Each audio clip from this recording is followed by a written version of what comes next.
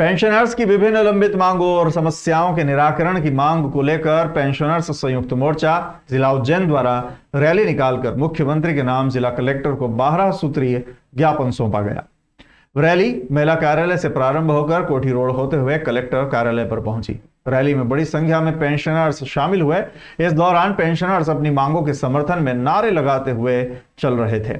Rally के समापन के बाद पेंशनर्स संयुक्त मोर्चा के पदाधिकारियों ने मुख्यमंत्री के नाम जिला कलेक्टर को 12 सूत्रीय मांगों को लेकर ज्ञापन सौंपा।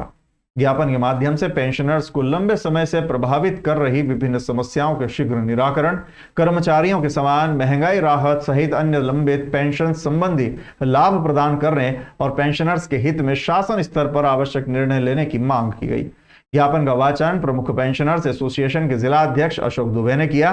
इस अवसर पर पेंशनर्स संयुक्त मोर्चा के पदाधिकारियों ने कहा कि पेंशनर्स ने अपने सेवा काल में प्रदेश के विकास और शासन की विभिन्न व्यवस्थाओं में महत्वपूर्ण योगदान दिया है।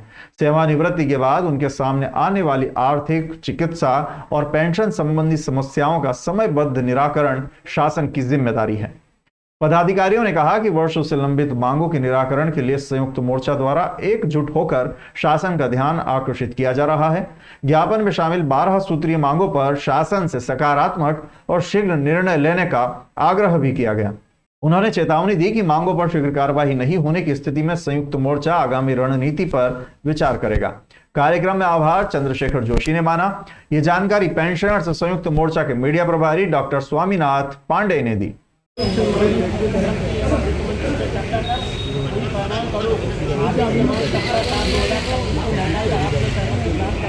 मध्य प्रदेश का विखंडन हुआ था, उसके बाद धारा 49 हट गई है। अब 2% जो डीए की एरियर की राशि बाकी है वो दी जाए। विद्युत मंडल कर्मचारियों को जो उनकी पेंशन गारंटी है वो प्रदान की जाए।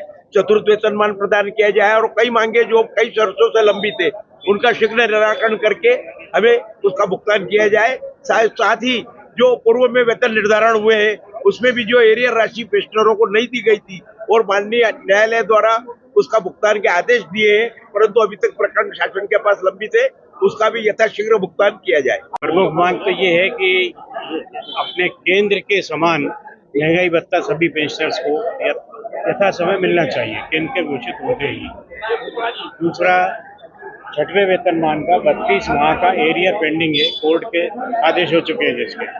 इसी तरह से 27 माह का 7वें वेतनमान का एरियर भी अभी दे है, उसके भी आदेश हो चुके हैं हाई कोर्ट से। और 6वां वेतनमान, 7वां वेतनमान के अलावा 8वें वेतनमान के लिए